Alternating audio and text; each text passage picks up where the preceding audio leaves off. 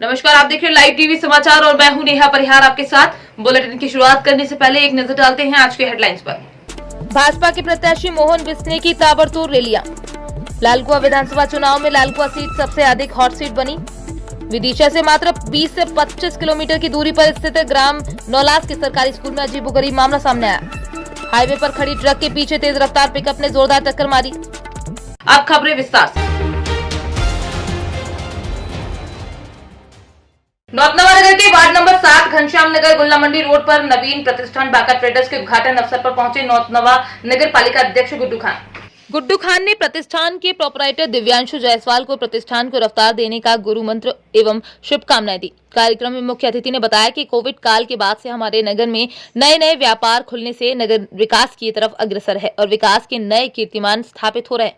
इससे ये रोजगार के नए अवसर भी उपलब्ध हो रहे हैं। इस अवसर पर प्रोपराइटर ने बताया कि हमारे प्रतिष्ठान पर अंदाज तथा रिबेन कंपनी का नया ई रिक्शा उपलब्ध है। इसके अलावा यहाँ सभी प्रकार के ई रिक्शा की मरम्मत तथा ओकिया इंस्ट्रूमेंट तथा लाइफ गार्ड की बैटरी उपलब्ध है। इस अवसर पर शहनवाज खान, भानु कुमार, मोहम्मद शकील, प्रमोद पाठक, दुर्गा जायसवाल, बीरेन्द्र जायसवाल, सफीक अहमद आदि लोग उपस्थित रहे। जनता कैबिनेट पार्टी के राष्ट्रीय अध्यक्ष भावना पांडे लगातार कांग्रेस प्रत्याशी हरीश रावत के समर्थन में प्रचार प्रसार में लगी हुई है। उन्होंने क्षेत्र की जनता से अपील करते हुए कहा कि लालकुआ के विकास और प्रदेश के विकास के लिए कांग्रेस को वोट दें। इससे पहले ही उन्होंने भाजपा पर हमला देते हुए कहा कि भाजपा प्रदेश अध्यक्ष मदन कौशिक प्रदेश का सबसे बड़ा नशे का सौदागर है। उन्होंने कहा कि मदन कौशिक की अलमारियां हमेशा नशे के जखीरे से भरी रहती हैं। उन्होंने लालकुआ से भाजपा प्रत्याशी मोहन सिंह बिस्ट के ऊपर भी कटाक्ष करते हुए कहा कि भाजपा प्रत्याशी नव युवाओं को शराब की पर्ची देकर शराब बांटने का काम कर रहे हैं, जिससे नव युवा नशे की लत में डूबते जा रहे हैं। उन्होंने कहा कि अगर हरीश रावत चुनाव जीते हैं तो लालकुआ विधानसभा मॉडल विधानसभा के रूप में डेवलप होगी और क्षेत्र का विकास तेजी से होगा। बिल्कुल बिल्कुल। देखिए, भाजपा तो अभी ठक्कर साहब आए थे टक्कर लेने, अभी लड्डा साहब आएंगे अड्डा जमाने, और इसी तरह जो है कि ऐसे ऐसे लोग, योगी भी आएंगे, मोदी भी आएंगे, अमित शाह भी आएंगे, सब आएंगे। मगर सबसे बड़ी बात यह है कि मैं आज जनता को ये कहना चाहती हूँ कि मदन कौशिक इनका प्रदेश अध्यक्ष, उसके आपने तमाम सोशल मीडिया में देखा होगा, कम से कम पूरा स्टोर भरा हुआ था उसके नशे से, शराब से और गोलियों से। आप देखिए ये भाजपा के लोग क्या कराते हैं, प्रदेश अध्यक्ष के घर में माल पड़ा हुआ है ताकि कोई छापा ना मारे। ये तो चुनाव आयोग है कि छापा पड़ गया, वो तो ब्रह्मचारी जी ने छापा पड़वा दिया। और इसी तरह मेरी विधानसभा में भी क्या हो रहा है, 19 साल के बच्चे पी के बहस कर रहे हैं मेरे से। कल मैंने देखा ये क्या करते हैं, छोटे छोटे बच्चों के हाथ में झंडा, अलाना भाई नहीं, फलाना भाई नहीं, हिंदू मुसलमान करके लोगों को गुमराह कर रहे हैं। तो ये गलत बात है, आज ये बहुत खराब बात है। आज मैंने सुना रे मोहन तुझे हो क्या गया है, इसने क्या करा है, पर्ची दे रहा है, पर्ची, और पर्ची से दारू की पेटियां मिल रही, सुनने में आ रहा है। और बहुत दुख की बात है, बड़ी दुर्भाग्य की बात है इस उत्तराखंड राज्य के लिए।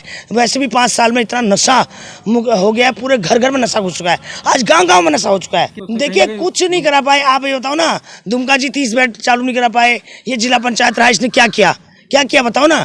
आज ये विधायक बन जाएगा, वह एक काम करता है, सबको रानी बाग फूकने जाता है। बस मैंने जब देखा, कल भी प्रचार छोड़ के रानी बाग फूकने गया था, तो उससे अपनी पब्लिसिटी कर रहा है। ये कितनी गलत बात है बताइए। तुझे भीड़ चाहिए वहाँ जाके बस, अरे तू जनता का देखना। देखिए हरीश रावत तो बात की बात है, पहले मैं मोहन की बात कर रही हूँ। मोहन जो कर रहा है ये अच्छी बात नहीं है। अभी तक इसने ओपन बार खोली थी, ये युवाओं को बिगाड़ रहा है, ये बच्चों का भविष्य खराब कर रहा है। इसके साथ जो रहेगा सारे युवा खराब हो जाएंगे। और इसी तरह हरदा, देखिए सीनियर आदमी है, हरदा अगर मुख्यमंत्री बनेंगे, ये मेरे क्षेत्र विधानसभा ऐतिहासिक विधानसभा मानी जाएगी। इसमें काम दुर्गापाल जी भी करेंगे और मैं भी करूंगी, हरिंदर बोरा भी करेंगे। और इस विधानसभा को अगर वो मुख्यमंत्री बनेंगे, शासन में तो अटकती है फाइल, तो शासन तो मैं करा के लाऊंगी ना, मैं गारंटी दे रही हूँ। और कल परसों में बहुत जल्दी मैं हरदा के साथ संयुक्त प्रेस वार्ता भी करूंगी। ये मेरे मन में है और शुरू से मैं बोल रही हूँ कि देखिए आज सोशल मीडिया के जो लोग हैं उनको कोई पैसा नहीं देते हैं। बड़े बड़े टीवी चैनल को लाखों करोड़ों रुपए का पैसा देते हैं आप लोग सरकार में आके, तो छोटे छोटे पोर्टल वाले अपने बच्चे कैसे गुजारा करते हैं। 4000 सोशल पोर्टल मीडिया वाला पत्रकार है, बेरोजगारी इतनी है, वो अपने बच्चे कैसे पालता है मुझे पता है। मैंने कोरोना काल में देखा है, राशन पहुँचाया मैंने कई पत्रकारों को, कई को कोरोना किट बांटी है। इवन हल्द्वानी में मैंने इंजेक्शन लगाने के लिए बोला था, अकाउंट में पैसे भेज दो, फिर हबर तबर में इन लोगों ने इंजेक्शन लगाए थे। मैं स्पेशली जितना भी पोर्टल अच्छे पोर्टल हैं, जिनकी सब्सक्राइब अच्छे हैं और उनको व्यूवरशिप अच्छी है, उनको मैं एक अच्छा अमाउंट जो है ताकि वो अपने बाल बच्चों का गुजारा कर सके, और मैं उसके लिए प्रयास करूँगी और हरदा से बात करूँगी, क्योंकि जो अच्छे सोशल पोर्टल हैं वो भी तो उनकी एक नौकरी है, रोजी रोटी है। वो बड़ी बड़ी चैनलों में काम तो करते नहीं है, तो उनका गुजारा भत्ता कैसे होगा, कैसे हो पेट्रोल? अगर आज आप लोग को वो छापते हैं, जाते हैं, पेट्रोल कहाँ से डालेंगे अपनी गाड़ी में? उनके घर खर्च कैसे? तो ये चीज़ समझना चाहिए सरकार को भी। हरदा से मैं बात करूँगी, और मैं आज नहीं, मैं तो 1 साल से कह रही हूँ, पोर्टल वालों को मैं कुछ ना कुछ 10-20 हज़ार रुपये का एक फिक्स इनकम एक सरकार देगी उनको, 20 से 30 हज़ार रुपये, जो भी जितना सरकार का बजट होगा। अरे ना दे अमिताभ बच्चन को 12 करोड़ रुपए, पोर्टल वालों को दे दो ना, उनके बच्चे तो पल जाएंगे। तुम आधे मिनट की 12 करोड़ रुपए बीजेपी सरकार अमिताभ बच्चन को दे रही है, बताइए कि 600 करोड़ का रुपए, और वहाँ क्या खाएंगे? मैगी।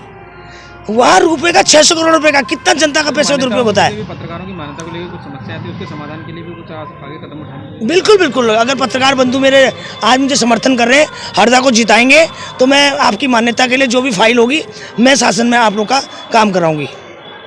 लालकुआं विधानसभा चुनाव में लालकुआं सीट सबसे अधिक हॉट सीट बनी हुई है, जिसमें निर्दलीय प्रत्याशी पवन चौहान ने अपनी दमदार उपस्थिति से प्रचार को बहुत ही रोचक बना दिया है। एक तरफ जहां कांग्रेस और भाजपा ने चुनाव में एड़ी चोटी तक अपना जोर लगा दिया है, वहीं भाजपा से बगावत कर निर्दलीय मैदान में उतरने वाले पवन चौहान ने भी अपना जनसंपर्क अभियान तेज कर दिया है।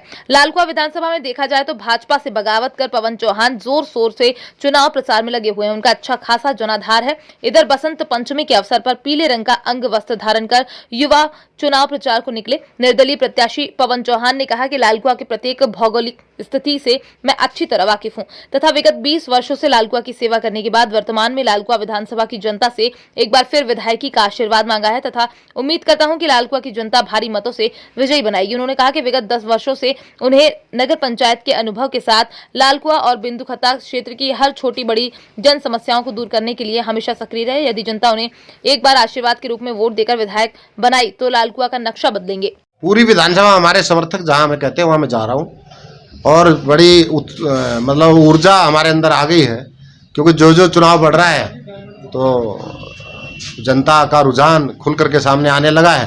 चुनाव चिन्ह है और कप प्लेट का चुनाव हमें मिला है, तो लोग कह रहे कप प्लेट लाओ, जल्दी लाओ और हम वोट करें। सब इंतजार में बैठे हैं। दिन प्रतिदिन हमारे को आशीर्वाद देने वालों का काफिला बढ़ता जा रहा है, तो अपने आप ऊर्जा आ जाएगी। मुद्दों की बात करें तो क्या मुद्दे हमारे महत्वपूर्ण मुद्दे हैं, और हर मुद्दे को हम बहुत, मैंने पहले भी कहा है कि मेरी जनता, इस विधानसभा की महान जनता मेरे पे विश्वास करती है, मैं उन पर विश्वास करता हूँ। मैं 24 घंटे उपलब्ध हूँ। मैं लालकुआं में निवास करता हूँ, बिंदुखत्ते में भी मेरा घर है, और हमेशा मेरा कभी मोबाइल स्विच ऑफ नहीं होता है, खुला रहता है। मैं लड़ना जानता हूँ, मैं काम करना जानता हूँ, और मैंने युवाओं को रोजगार दिया, आगे और मजबूती से उनको रोजगार दिलवाऊंगा। ये मेरी विधानसभा की महान जनता जानती है। सब जो विरोधी आप किसको देते हैं? मेरी महान जनता को, इस विधानसभा की महान जनता को देता हूँ, कि इस महान जनता के कारण मैं यहाँ तक आया हूँ और उनके आदेश पे आया हूँ। अब मैंने बिल्कुल आगे डट करके खड़ा हूँ। योद्धा मेरे साथ हैं सब, और सब जीतेंगे, और उनको हरा। बहुत बड़ा संगठन और बहुत बड़ी पार्टी अपने आप को कहते थे, उन दोनों को हराएंगे। भाजपा के प्रत्याशी मोहन बिष्ट ने ताबड़तोड़ रैलियां की। लालकुआं विधानसभा में युवाओं को नशा बांटने का काम कर रही कांग्रेस। लालकुआं विधानसभा में चुनाव नजदीक आते ही भाजपा के प्रत्याशी मोहन बिष्ट ने भी ताबड़तोड़ रैलियां करने प्रारंभ कर दिए, जहां उन्होंने बिंदुखत्ता के विभिन्न क्षेत्रों में रैलियां की। वहीं आज हल्दूचौड़ के मुख्य बाजार में उनके द्वारा एक कार्यक्रम में संबोधित किया गया। भारी संख्या में मौजूद जनता ने उनका स्वागत किया, अभिनंदन किया। भाजपा के प्रत्याशी मोहन बिष्ट ने कहा कि कांग्रेस पार्टी के लोग युवाओं में नशा बांट रहे हैं। कांग्रेस सिर्फ लोगों के दिमाग में ये बात डाल रही कि पूर्व मुख्यमंत्री सेलिब्रिटी है, परंतु मैं जनता के बीच का आदमी हूं तथा जनता ही मुझे सेलिब्रिटी बनाएगी। जनता मुझे 7 दिन दे तो मैं जनता के लिए 7 साल कार्य करूंगा। मोहन बिष्ट ने कहा कि वो भरोसा दिलाते हैं कि लालकुआं विधानसभा के हर क्षेत्र में कार्य किया जाएगा तथा कोई भी जरूरतमंद वंचित नहीं रह सकता। देखिए, हम लोग लगातार डोर टू डोर जाकर और नुक्कड़ सभाओं के माध्यम से लोगों के बीच में अपनी वर्तमान सरकार की नीतियों को लेकर जा रहे हैं, और हम बुलाते नुक्कड़ नाटक है और बन जाती जनसभा है वो, ऐसा लोगों का उत्साह है। हम नुक्कड़ सभा कहते हैं, लोग इतनी भारी तादाद में आ जाते हैं कि उसको जनसभा का रूप हो जाता है, और हमारी वर्तमान सरकार द्वारा किए हुए कार्यों को लेकर लोगों में जबरदस्त उत्साह का वातावरण है। और ये पहली बार होने जा रहा है उत्तराखंड के इतिहास में कि भारतीय जनता पार्टी की सरकार रिपीट हो रही है, अन्यथा यहाँ पर हमेशा बदल बदल के सरकारें आती रही हैं। कांग्रेस से इतनी जोर से हंसने के अलावा मेरे पास और कोई जवाब नहीं है। क्या है, सब छप जगह भारतीय जनता पार्टी के लिए जबरदस्त उत्साह है। भारतीय जनता पार्टी का इस पूरे विधानसभा क्षेत्र में घर घर में कार्यकर्ता है, वोटर है। इसके अलावा मेरा भी व्यक्तिगत विगत 20-25 वर्षों का सामाजिक जीवन का मेरा भी जो है कार्य है। ये सब मिलकर 20 दिन पूर्व इस विधानसभा में आए हुए व्यक्ति की जमानत जब्त करने के लिए काफी है। 5 विदिशा से मात्र 20 से 25 किलोमीटर की दूरी पर स्थित ग्राम नौलस के सरकारी स्कूल में अजीबोगरीब मामला सामने आया है। स्कूल का वो प्रांगण जो बच्चों को खेलने के लिए काम आता है, उसमें चने की फसल बो दी गई है। जब इस संबंध में जिला शिक्षा अधिकारी से बात की गई तो उनका कहना है कि मैं तो 1 माह पहले ही नौलास के स्कूल गया था, उस समय वहां पर ऐसा कुछ नहीं था और यदि वहां फसल बोई गई है तो प्राचार्य से बात की जाएगी और फसल का जो भी आएगा उसके संबंध में चर्चा की जाएगी और स्पष्टीकरण दिया जाएगा। स्कूल के अंदर स्कूल की बाउंड्री के अंदर चने बुआए हुए हैं और खुले तार पड़े हुए हैं। मैं अभी 1 महीना पहले गया था तो वहाँ तो ऐसा कुछ नहीं था। अभी आपने दिखाया मेरे को वीडियो, तो उसमें अभी मैं उनके प्राचार्य से पूछता हूँ कि चने बोए हैं तो कैसे क्यों बोए हैं और किस कारण से बोए हैं और इसकी जो है जो भी इसकी इनकम होगी तो वो कैसे आप हिसाब किताब करके स्कूल में डालोगे, क्या करोगे, मैं पूछता हूँ सर। इससे पहले इनसे हम जो स्पष्टीकरण लेंगे इसका। सर इससे पहले आपको ने उन्हें जानकारी दी थी कि नहीं दी थी? सबसे नहीं, कभी कोई हमें तो आप नहीं दी जानकारी दी है कि ऐसा है। मैं 1 महीने पहले गया था, कुछ नहीं था वहाँ पर, खाली था ग्राउंड। हाईवे पर खड़ी ट्रक के पीछे तेज रफ्तार पिकअप ने जोरदार टक्कर मार दी। पिकअप वाहन बुरी तरह से क्षतिग्रस्त हो गया। शंभूगंज बक्शा थाना क्षेत्र के चकपटेला गांव के पास शंभूगंज आदर्श इंटर कॉलेज के पीछे बीती रात 1 बजे हाईवे पर खड़े ट्रक के पीछे तेज रफ्तार पिकअप ने जोरदार टक्कर मार दी, जिससे पिकअप बुरी तरह क्षतिग्रस्त हो गया। पिकअप चालक व परिचालक दोनों सुरक्षित बच गए। पिकअप परिचालक ने बताया कि लखनऊ से बनारस के लिए हम लोग जा रहे थे। ट्रक बीच रोड पर खड़ी थी। ट्रक चालक ने कोई भी इंडिकेटर नहीं जलाया था, जिसके कारण ट्रक के पीछे पिकअप से टक्कर हो गई, जिसमें पिकअप बुरी तरह क्षतिग्रस्त हो गया। हम लोग सुरक्षित बच गए। ट्रक नंबर UP62 T8575 है। घटना की जानकारी पुलिस को अवगत कराई। सूचना पाकर मौके पर पहुंची पुलिस ने ट्रक को कब्जे में लेकर थाने चली गई। रात 1 बजे किस गाड़ी से हुआ है? ट्रक से ओवरटेक करने में? नहीं। हाँ, फिर बताइए। बीच रोड में खड़ा था, ना ही उसमें कोई इंडिकेटर था, ना ही कोई रिफ्लेक्टर था। अच्छा, ये बताइए, रात में पुलिस आई थी? हाँ, पुलिस आई। एम्बुलेंस आया था? हाँ। ये चोट आई है किसी को? नहीं, चोट विशेष नहीं है, ये जान बच गई गाड़ी। अच्छा, कहाँ से आप लोग आ रहे हैं? लखनऊ से कहाँ जा रहे थे? बनारस। गाड़ी कहाँ की है? बाराबंकी। अच्छा, और ट्रक का नंबर याद है? हाँ। बोलिए। UP62 T8575 है ना? ओके। एक मां अपने 3 मासूम बच्चों के साथ कुएं में कूद गई। 2 बच्चों की मौत हुई। बच्ची की तलाश जारी। बच्चों के साथ कुएं में कूदी महिला को ग्रामीणों ने सकुशल बाहर निकाला। परिजनों के अनुसार महिला की मानसिक स्थिति खराब है। स्थानीय थाना मीरगंज क्षेत्र स्थित अगहुआ गांव में मायके आई एक महिला ने रविवार की शाम 7 बजे लगभग 3 अबोध बच्चों के साथ कुएं में कूद गई, जिससे उनके 9 महीने के जुड़वा दोनों बेटों की मौत हो गई, जिसका शव ग्रामीणों ने बाहर निकाला। वहीं 4 वर्षीय बेटी की कुएं में तलाश जारी है। महिला को ग्रामीणों ने कुएं से सुरक्षित बाहर निकाल लिया है। गाँव में अफरा तफरी का माहौल बना हुआ है। दिनांक 6/2/22 को श्रीमती अंतिमा पत्नी सतीश प्रजापति निवासी डमरुआ थाना सकरारा जनपद जौनपुर, जो 15 दिवस पूर्व अपने मायके में ग्राम अगहुआ थाना मीरगंज में आई थी, जो मानसिक रूप से ठीक नहीं थी। आज अपने 3 बच्चे अतुल, अनुज उम्र 9 माह जो जुड़वा हैं तथा कुमारी त्रिषा उम्र करीब 4 वर्ष को लेकर गांव अगहुआ के पास करीब 300 कदम की दूरी पर स्थित एक कुएं में लेकर कूद गईं। गांव वालों को जानकारी होने पर दोनों बच्चे अतुल और अनुज तथा श्रीमती अंतिमा को बाहर निकाला गया, जिनमें अतुल व अनुज की मृत्यु हो चुकी है। कुमारी त्रिषा का अभी तक पता नहीं चला है। गांव वालों ने ढूंढने पर प्रयास किया जा रहा है। मौके पर रेस्क्यू किया जा रहा है। फायर सर्विस की गाड़ी को बुलाया गया है। श्रीमती अंतिमा जिनकी तबीयत खराब है, उनको जिला अस्पताल उपचार के लिए भेज दिया गया है। खबर गोंडा जनपद के, जहां पर 5वें चरण में विधानसभा चुनाव गोंडा में 27 फरवरी को नामांकन की प्रक्रिया चल रही है। आज 7वें दिन कड़ी सुरक्षा व्यवस्था के बीच केवल प्रत्याशी और उनके प्रस्तावक ही जाने की अनुमति दी गई। 2 जगह चेकिंग पॉइंट बनाए गए। जिला निर्वाचन अधिकारी मार्कंडेय शाही ने सुरक्षा व्यवस्था का जायजा लिया। इसके बाद 28 प्रत्याशियों ने नामांकन किया। विधानसभा वार नामांकन करने वाले प्रत्याशी सपा से नंदिता शुक्ला, बसपा से शिव कुमार, आप से राजेश तिवारी, कांग्रेसी कुतुबुद्दीन खान, जन अधिकार पार्टी से दीप नारायण, निर्दलीय से ओम प्रकाश, अविनाश, अब्दुल नईम, राजेश ने नामांकन किया। सदस्य निर्दलीय संदीप शुक्ला, सुधीर पांडे, सूर्यमणि व रदिया बानो, विधानसभा करनेलगंज से बसपा से रामजीत, आप से विशाल सिंह, निर्दलीय प्रत्याशी ओम प्रकाश व नंद कुमार उर्फ मगन कुमार सिंह ने नामांकन किया। सेटों में आपने पर्चा दाखिल? आज मैंने 2 सेट में नामांकन किया। मैनों विधानसभा क्षेत्र से आपने पर्चा दाखिल किया है जी। आप के परिवार से लेकर के माननीय मंत्री जी आपकी जी। जी पूरा दूसरा मंत्री रह चुके हैं जी। असमय नहीं रहे जी। आप विधायिका भी कई टर्म रही जी। बीच में चुनाव जी। के पराजय का सामना करना पड़ा, फिर से आपको टिकट मिला है जी। तो क्या विजन लेकर के आई हैं क्षेत्र के विकास के लिए? क्षेत्र के विकास के लिए मैं जो भी जनता के बीच में जाके जिन समस्याओं को सुनती हूँ उनका समाधान करने के प्रयास के लिए ही मैंने ये प्रयास किया है कि पुनः मैं इस 295 मैनून विधानसभा सीट से चुनाव लड़ूं और अपना सभा में का प्रत्याशी बनाया गया हूँ समाजवादी पार्टी से। मेरा नाम राम भजन चौबे है और मैं संकल्प लेकर आया हूँ कि विधानसभा तरफगंज में जितने भी कार्य अधूरे पड़े हैं सबको पूरा करने का काम करेंगे, क्योंकि भाजपा वाले केवल कागजों पर काम दिखा रहे हैं, ना कि धरातल पर दिखाई पड़ रहा है। कई बार प्रश्न हो चुका है, आपका विधानसभा प्रमुख समस्या है आपके क्षेत्र में, उस बंधे को सुरक्षित रखने के लिए, बाढ़ प्रभावित क्षेत्र के निवासियों को बचाने के लिए आपके मन में क्या विजन है, उसके बारे में ब्रीफ करें सर।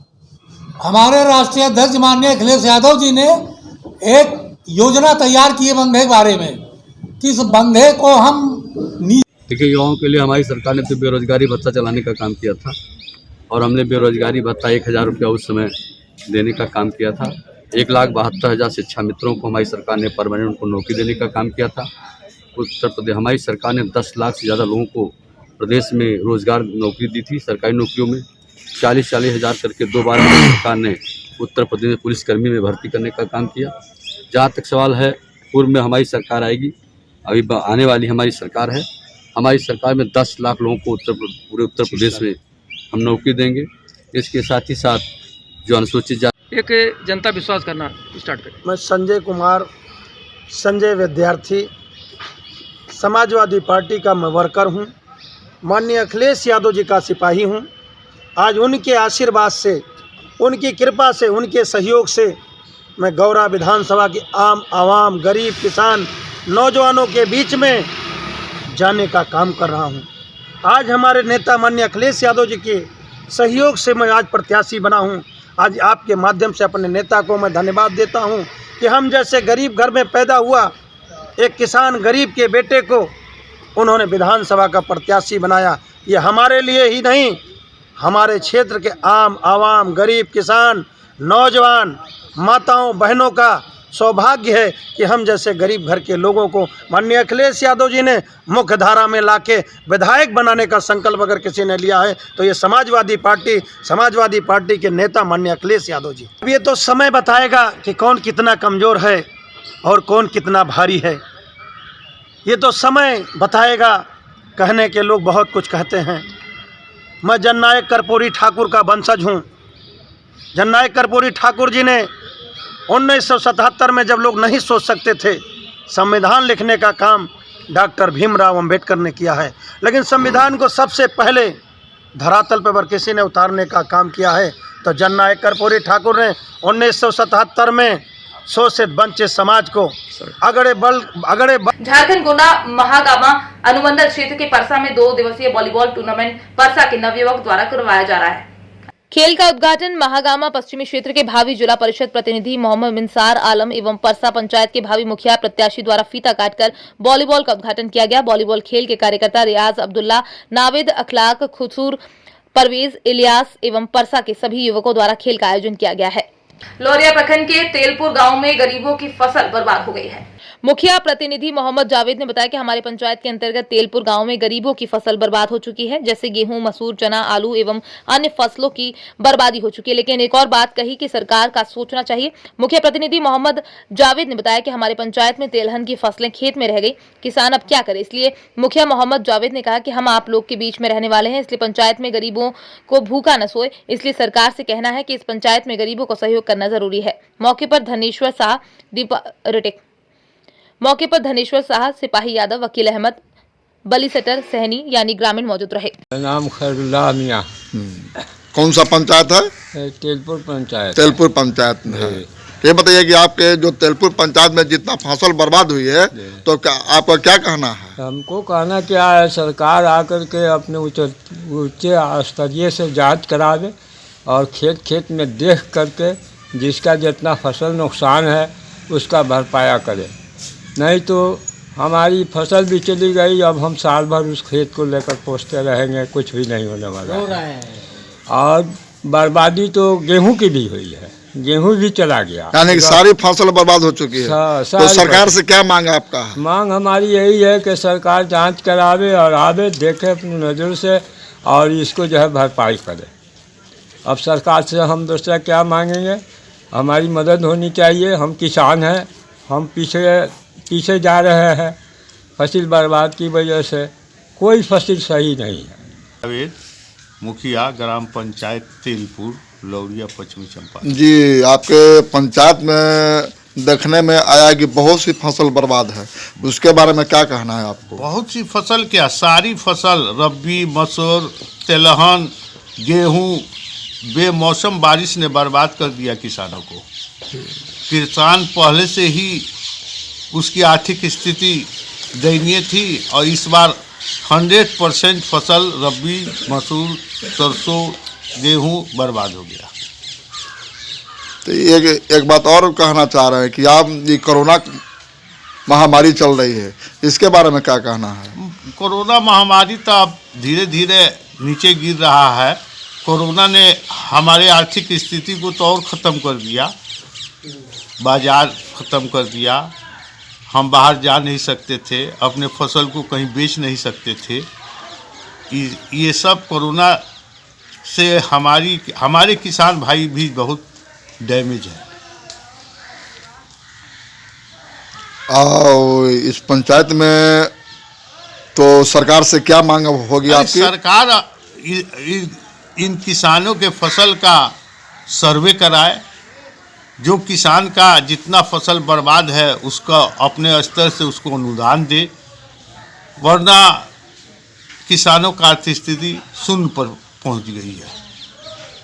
मैं सरकार से मांग करूंगा कि अति शीघ्र वो इसका सर्वे कराए और उनको अपने स्तर से मदद करें। तो ये बताइए कि आपका पंचायत में जो मसूरी और जो रब्बी हैं जी, कैसा उस सबका स्थिति है? बहुत नुकसान हो गया, सब गल गया, इतना पानी हो गया जी, सब में पानी भरा हुआ है, सब गल गया, सब खत्म है, सब खत्म है, सब खत्म है। तो आप लोग क्या करेंगे आगे? तब आगे हम लोग क्या करेंगे? क्या सरकार से क्या मांग होगी? सरकार अनुदान दे, उसकी भरपाई करे, ये न कहेगा आदमी। अब सरकार के हाथ में है, जो चाहे वो करे, इंक्वायरी करावे, देखे सुने किसका खेत कितना नुकसान हुआ, किसका नहीं नुकसान हुआ, तो सरकार ही ना उसके करा सकता है जांच। बलिस्टर सहनी। सर, ये बताइए कि आपका पंचायत में फसलों जो बर्बाद हुई है उसके बारे में क्या कहना है? बहुत पानी से नुकसान हो गया, जैसे गेहूँ, तिलहन। तो आप सरकार से क्या मांग करते हैं? सरकार से यही मांग करेंगे कि उसको भरपाई करे, अनुदान करे। आज की खबरों में फिलहाल इतना ही। बने रहिए लाइव टीवी समाचार के साथ। नमस्कार।